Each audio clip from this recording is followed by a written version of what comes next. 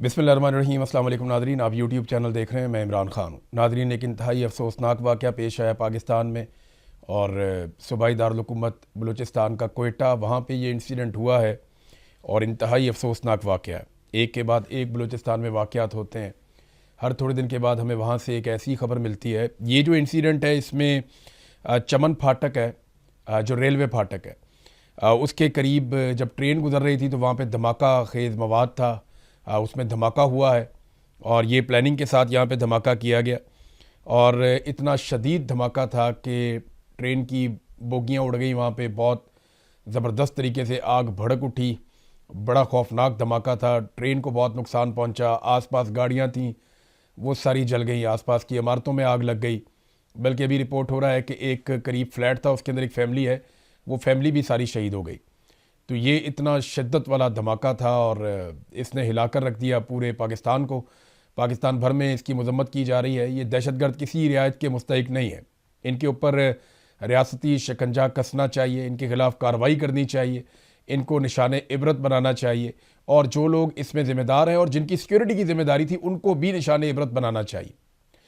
बलूचिस्तान या कोयटा पाकिस्तान का वो इलाका है जहाँ पे सबसे ज़्यादा सिक्योरिटी के इकदाम किए गए हैं। अगर आपने वहाँ पे कहीं, ये हुकूमती लोग बता रहे थे कि अगर वहाँ पे मूव भी करना चाहते हैं या कहीं जाना चाहते हैं इंटरटेनमेंट के लिए भी, तो आपको वक्त से पहले बताना पड़ता है। एजेंसियाँ इतनी ज़्यादा मुतहर्रिक हैं, इसके बावजूद ये एक बहुत बड़ा इंटेलिजेंस फेलियर है। अब तक की जो इब्तदाई इतलात आई हैं उनके मुताबिक 26 इसमें अफराद जाँ बहक हो गए हैं, जबकि 70 के करीब बताया जा रहा है कि लोग ज़ख्मी हुए हैं और ये शदीद ज़ख्मी है। लेकिन कुछ हुकूमती ज़राए और सहाफ़ती ज़राए ये कह रहे हैं कि हम पे बहुत दबाव है, हम खुलकर इसकी रिपोर्टिंग नहीं कर पा रहे। जो नुकसान हुआ है इस ट्रेन हादसे में या इस बम धमाके में, वो इससे कहीं ज़्यादा है जो रिपोर्ट किया जा रहा है। यानी हुकूमत जो चीज़ रिपोर्ट करवा रही है उस चीज़ के ऊपर उन्होंने इंफॉर्मेशन के ऊपर कंट्रोल रखा हुआ है और वो कोशिश कर रहे हैं कि जितना बड़ा नुकसान है उतना ना बताया जाए। पाकिस्तान में सरकार वैसे ये हथकंडा पिछले काफ़ी अरसे से अपना रही है कि अवाम का जितना मर्जी नुकसान हो जाए उस नुकसान को छुपाने की कोशिश की जाती है, ख़ास तौर पे जब दूर दराज इलाकों में कोई दहशतगर्दी का वाक़या हो जाए तो। लेकिन मालूमात किसी ना किसी तरह बाहर आ ही जाती हैं। अब इस ट्रेन के बारे में ये बताया जा रहा है कि ईद की छुट्टियाँ थी और ईद की छुट्टियों में आपको पता है लोग निकल जाते हैं अपने अपने घरों को, तो इसमें सिक्योरिटी एहलकार भी इस ट्रेन के अंदर सवार थे और शायद निशाना उन्हीं को बनाया गया है। अभी जब तफसीलात आएंगी और बताया जाएगा गवर्नमेंट की जानिब से तो तभी हम कुछ कह सकेंगे। लेकिन बज़ाहिर जो ऐसा दिखाई दे रहा है कि ये क्योंकि ट्रेन ईद की छुट्टियों के लिए जा रही थी, तो बलूचिस्तान में जो अहलकार ड्यूटियां देते हैं उनमें से जिनको छुट्टी मिलती है वो ईद पे अपने अपने घरों में चले जाते हैं। तो ये उन अहलकारों को टारगेट किया गया या उन्हें निशाना बनाया गया। ट्रेन के अंदर दहशतगर्द इस बार दाखिल नहीं हो सके। लास्ट टाइम जाफ़र एक्सप्रेस के अंदर दाखिल हो गए थे, पूरी ट्रेन ही अगवा कर ली थी और बहुत लोग वहाँ पे शहीद हो गए थे। लेकिन इस मरतबा ट्रेन को एक फाटक के नज़दीक धमाके से उड़ाया गया है और ना सिर्फ बहुत जानी नुकसान हुआ, माली नुकसान हुआ, इससे बहुत दहशत फैल गई है पूरे बलूचिस्तान में, पाकिस्तान में, जो दहशतगर्दों का एक मेन मकसद होता है। इंटेलिजेंस एजेंसियाँ कहाँ थी, सबसे बड़ा सवाल ये है। हर थोड़े अरसे के बाद पाकिस्तान में एक बड़ा इंटेलिजेंस फेलियर होता है, बार बार एक इंटेलिजेंस फेलियर होता है। लेकिन इसके बावजूद आज तक पाकिस्तान में किसी भी इंटेलिजेंस ऑफिसर को, चाहे वो ISI से है, चाहे वो MI से है, चाहे वो IB से है, किसी भी इदारे से है, किसी भी इदारे के इंटेलिजेंस ऑफिसर को कभी अकाउंटेबल नहीं किया जाता।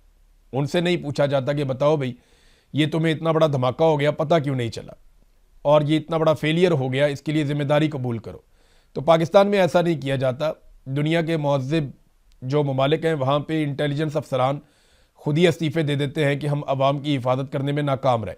लेकिन पाकिस्तान में ऐसी कोई गुंजाइश नहीं है। उसकी बड़ी वजह यह है कि इन्हीं इंटेलिजेंस अफसरान को अपने सियासी मकासद के लिए जर्नैल इस्तेमाल करते हैं। यानी अगर पाकिस्तान की इंटेलिजेंस एजेंसीज़ की आप बात करें, चाहे ISI है, चाहे MI है, चाहे IB है या बाकी है, ये सारे आजकल एक ही काम करते हैं। इमरान खान को और उसकी आवाज़ उठाने वालों को कुचल दो, इमरान खान साहब की पार्टी को तोड़ दो, गिलगित बल्तिस्तान का इलेक्शन चोरी कर लो, बलूचिस्तान का इलेक्शन चोरी कर लो, आज़ाद कश्मीर का इलेक्शन चोरी कर लो। इलेक्शन चोरी करने हैं, अपनी मर्ज़ी की हुकूमत बनानी है, मुखालिफ आवाज़ों को कुचलना है, मीडिया की आवाज़ बंद करनी है, जजों को कैसे कंट्रोल करना है, उनकी ऑडियोज़ वीडियोज़ कैसे निकालनी है, ये वो सारे काम करते हैं जो सियासतदानों को कंट्रोल करने के लिए, मीडिया को कंट्रोल करने के लिए, अदलिया को कंट्रोल करने के लिए, ब्यूरोक्रेसी को कंट्रोल करने के लिए जो काम करने पड़े, पाकिस्तान की इंटेलिजेंस एजेंसियों की ज़्यादा तवज्जो इन चीज़ों पर है। और दहशतगर्दी के मामलात और दहशतगर्द क्या कर रहे हैं उस तरफ सिर्फ उस दिन तवज्जो दी जाती है जिस दिन दहशतगर्दी का वाक़या होता है, वरना अगला वाक़या कभी ना हो। यानी वाक़यात को रोका जा सकता है, आप इंटेलिजेंस के ज़रिए से आप रोक सकते हैं किसी वाक़े को होने से पहले, लेकिन बड़े बड़े वाक़यात जो पाकिस्तान में लगातार दहशतगर्दी के हो रहे हैं वो इस बात का सबूत है कि दहशतगर्दी कंट्रोल करने में पाकिस्तान का इंटेलिजेंस फेलियर हो रहा है। और इंटेलिजेंस एजेंसियों की नाकामी की सबसे बड़ी वजह यह है कि उन्हें उनके असल काम से हटाकर सियासतदानों के पीछे लगा दिया गया है, और ये हमेशा डिक्टेटर्स करते रहे हैं, अब भी यही हो रहा है। और जो हुकूमत बनाई गई है वहाँ पे उसकी तवज्जो इस बात पे नहीं है कि दहशतगर्दी में लोग मारे जा रहे हैं, उस हुकूमत की तवज्जो इस बात पर है कि वो अपनी हुकूमत कायम कैसे रख सकते हैं। यानी सरफराज भुट्टी को जिस वक्त विक्टिम्स के साथ होना चाहिए था, उन लोगों के साथ होना चाहिए था जो धमाके के अंदर मुतासर हुए, उन लोगों के साथ होना चाहिए था जो लोग इस वक्त बाहर खाए हुए हैं, जो परेशान हैं, या सिक्योरिटी फोर्सेस के साथ खड़े होना चाहिए था, या इस वक्त उनको बड़ी अहम मीटिंग्स ले रहे होना चाहिए था। उस वक्त सरफराज भुट्टी एयरपोर्ट पहुंचता है और वो जाकर मोहसिन नकवी का इस्तकबाल करता है। वजह यह है कि मोहसिन नकवी आसिम मुनीर का खास आदमी है, बहुत करीबी है, तो मोहसिन नकवी को खुश रखोगे तो आसिम मुनीर खुश रहेगा, आसिम मुनीर साहब खुश रहेंगे तो जनाब आप वज़ीर आला के ओहदे के ऊपर बरकरार रह सकते हैं। वरना आपकी जगह वो एक जुम्बिश कलम से या ज़बानी कलामी दो जुमले बोलकर वो आपको वज़ारत आला से हटाकर किसी और वज़ीर आला को बलूचिस्तान में लाकर लगा देंगे। तो आप प्रायोरिटी चेक करें ना, आप तरजीहात चेक करें। वज़ीर आला की तरजीहात में विक्टिम्स नहीं है, वज़ीर आला की तरजीहात में वो लोग नहीं हैं जिनके साथ ज़्यादती हुई है। हर दफ़ा बड़े बड़े दावे करते हैं, कभी वज़ीर आला रोना शुरू कर देते हैं, कभी रो के दिखा देते हैं, कभी आंसू बहाकर दिखा देते हैं, कभी जज्बाती बयानात दे देते हैं, ये कर देंगे वो कर देंगे, और फिर उसके बाद दूसरा वाक़या हो जाता है। फिर दूसरे वाक़े के ऊपर वो दोबारा से रिपीट करते हैं जो कुछ उन्होंने पहले किया होता है, और फिर तीसरा वाक़या हो जाता है। अब मोहसिन नकवी जो है वो पाकिस्तान में सारा कुछ ही है, वज़ीर ख़ारजा भी है, वज़ीर दाखिला भी है, PCB का चेयरमैन भी है, आर्मी चीफ का बड़ा करीबी साथी भी है, पूरी दुनिया के अंदर जाके स्पेशल मिशन भी करता है। तो कोई ऐसी चीज़ नहीं है जो मोहसिन नकवी के इख्तियार से बाहर रखी हो मौजूदा निज़ाम में, और ये आसिम मुनीर साहब की बदौलत है। जैसे ही वो आते हैं आर्मी चीफ बनते हैं, वो सबसे पहले कोशिश करते हैं मोहसिन नकवी को लगाते हैं वज़ीर आला पंजाब निगरान, और फिर 1 साल तक उसे वज़ीर आला पंजाब रखते हैं। उसके बाद फिर वो मोहसिन नकवी को एक के बाद एक हर तरह का ओहदा देते हैं। अभी यही मोहसिन नकवी जो है वो ईरान पहुंचा हुआ था, क्यों? क्योंकि वहाँ पे कोई अमन लेकर आना है और ईरान की और अमेरिका की सुलह करवानी है। हालांकि ये इसका कोई पोर्टफोलियो नहीं है, आईनी नुक्ता नज़र से इसका ये काम नहीं है, लेकिन मोहसिन नकवी को ईरान में मौजूद होना था, वो वहाँ पहुँच जाते हैं और वहाँ पे जाके डोनाल्ड ट्रंप के लिए फेस सेविंग तलाश करते हैं। लेकिन पाकिस्तान के अंदर लगातार दहशतगर्दी हो रही है, जहाँ पे इनकी रिस्पॉन्सिबिलिटी है वहाँ पे इनकी कोई तवज्जो नहीं है। कुछ अर्सा पहले मोहसिन नकवी ने कहा था कि ये तो एक SHO की मार है, ये जितने दहशतगर्द हैं एक SHO की मार है। अब मुझे बताएं वो SHO किधर है? कभी शहरों के ऊपर दहशतगर्द आते हैं, वो आकर पूरा कब्जा कर लेते हैं, कभी वो पूरी ट्रेन यरगमाल बना लेते हैं, कभी सड़कों के ऊपर आप जा नहीं सकते। आज आप बलूचिस्तान में आज़ादी से सड़कों के ऊपर घूम नहीं सकते, मगरिब के बाद आप कहीं पे ट्रैवल नहीं कर सकते, या तो आपको सिक्योरिटी फोर्सेस वाले पकड़ के गायब कर देंगे या आपको दहशतगर्द पकड़ के गायब कर देंगे। तो आपका कोई मुस्तकबिल बलूचिस्तान में नहीं है। हाँ, बलूचिस्तान में अगर हिफाजत है किसी चीज़ की तो मादनियात की है, और मादनियात को निकालने वाले ट्रकों की है, उन गाड़ियों की हिफाजत है जिन पे मादनियात पहुंचाई जाती हैं, उन कंटेनर्स की हिफाजत है, यानी जिनको बड़ी हिफाजत के अंदर निकाला जाता है कि जनाब इसके ऊपर मादनियात जा रही हैं हमारे गैर मुल्की आकाओं की, लिहाजा इनको यहाँ से बिल्कुल महफूज तरीके से निकालना है। यही काम जो है वो खैबर पख्तूनख्वा के कबायली इलाकों में भी होता है। बहरहाल भुट्टी साहब नकवी को गले लगाने के लिए, इस्तकबाल करने के लिए एयरपोर्ट पहुंच गए जिस वक्त उन्हें होना चाहिए था मुतासरीन के साथ। अब नादरीन, आसिम मुनीर साहब जिनकी प्राइम रिस्पॉन्सिबिलिटी है पाकिस्तानियों की हिफाजत करना, एक तो ये सूबाई सब्जेक्ट है, लेकिन इसके साथ क्योंकि बलूचिस्तान एक ऐसा सूबा है जहाँ पे फ़ौज पूरी तरह से कंट्रोल रखे हुए है, हर जगह पे उनकी चौकियाँ बनी हुई हैं और हर जगह पे फ़ौजी निज़ाम ने कंट्रोल किया हुआ है अमन व अमान के मामलात को, तो रिस्पॉन्सिबिलिटी तो पाकिस्तान के आर्मी चीफ़ की भी बनती है। लेकिन पाकिस्तान के आर्मी चीफ़ ने पूरी दुनिया में रिस्पॉन्सिबिलिटी ली हुई है कि यहाँ भी मैं जाऊँगा, वहाँ भी मैं जाऊँगा, इसको भी मैं मिलूँगा, खारजा पॉलिसी भी मैं बनाऊँगा, दाखिला पॉलिसी भी मैं बनाऊँगा, मईशत की पॉलिसी भी मैं बनाऊँगा, मुल्क पूरा कैसे चलेगा मैं बताऊँगा, पूरी दुनिया में ताल्लुकात मैं बनाऊँगा। तो आलमी सतह पे पजीराई तो आसिम मुनीर साहब इकट्ठी कर रहे हैं। देखिए, ट्रंप का सहारा जितना मजबूत है ना, ये बात मेरी आप लिख कर रख लीजिएगा, और ये मेरी बात आपने याद रखनी है, ये मैं आपको फिर कभी सुनवाऊंगा। डोनाल्ड ट्रंप का सहारा जितना मजबूत है ना, ये उतना ही नाकाबिले एतबार भी है। यही पाकिस्तान तहरीक इंसाफ के लोगों के साथ हुआ।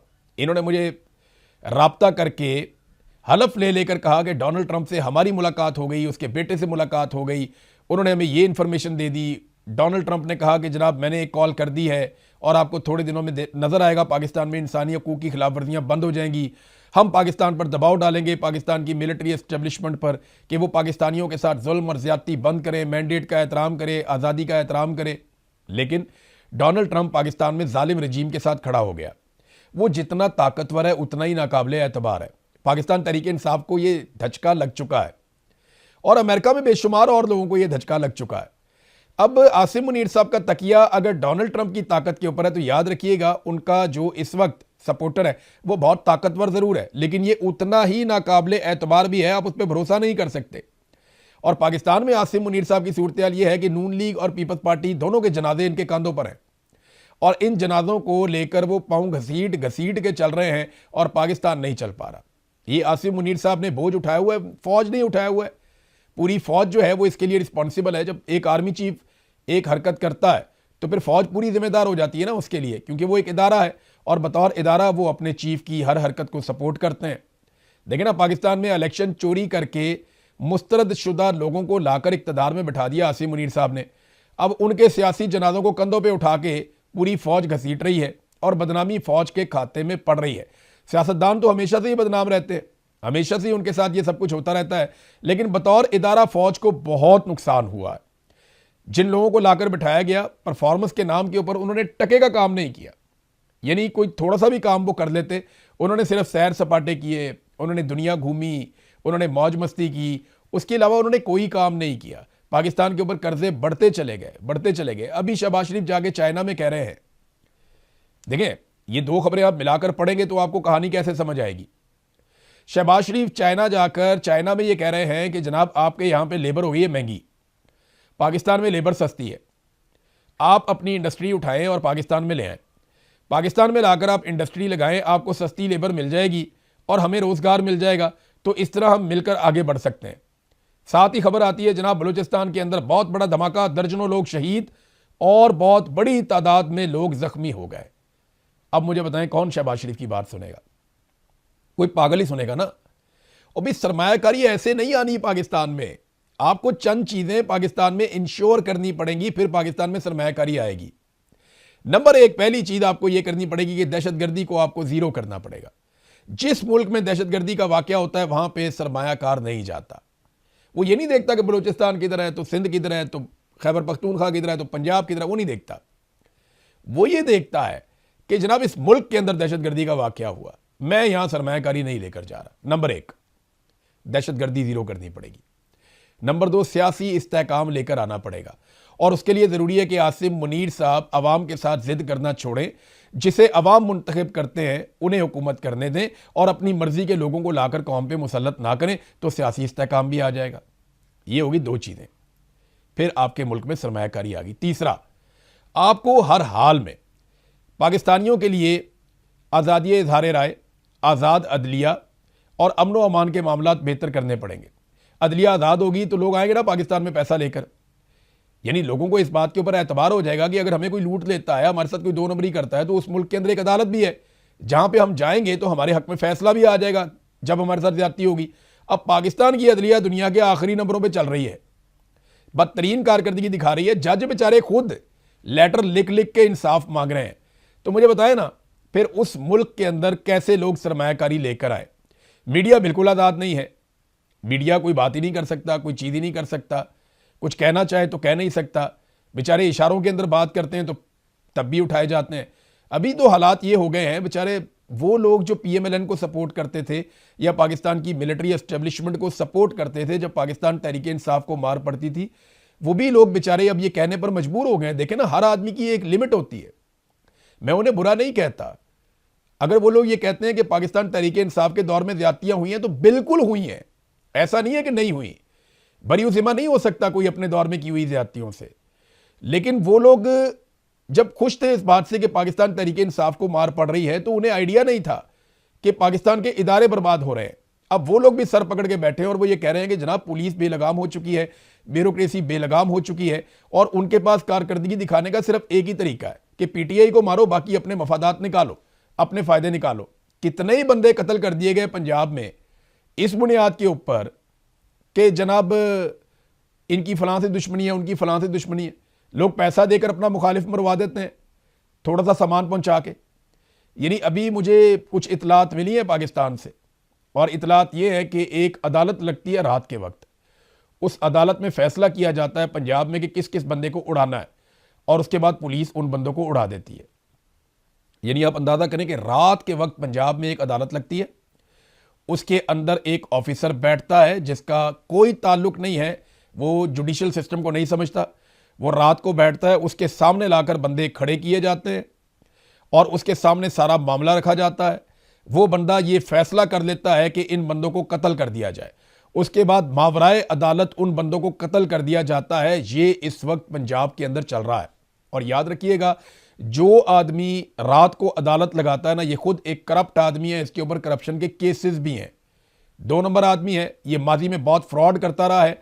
मुझे जाती तौर पे इस बंदे ने एस्टेब्लिशमेंट का नाम लेकर धमकाया था कि हम तुम्हें दोबारा अगवा करवा लेंगे। तो मैं आपको क्लियरली ये बता रहा हूं कि इस तरीके से तो निज़ाम चलाया जा रहा है, तो ऐसे तो मुल्क आगे नहीं बढ़ेगा। कोई पाकिस्तान में सरमायाकारी नहीं लेकर आएगा। आसिम मुनीर साहब ने यह तजर्बा लगभग 3.5 साल कर लिया। 3.5 साल उनको हो गए ना, तबाही की एक दास्तान है, हमने पढ़ ली।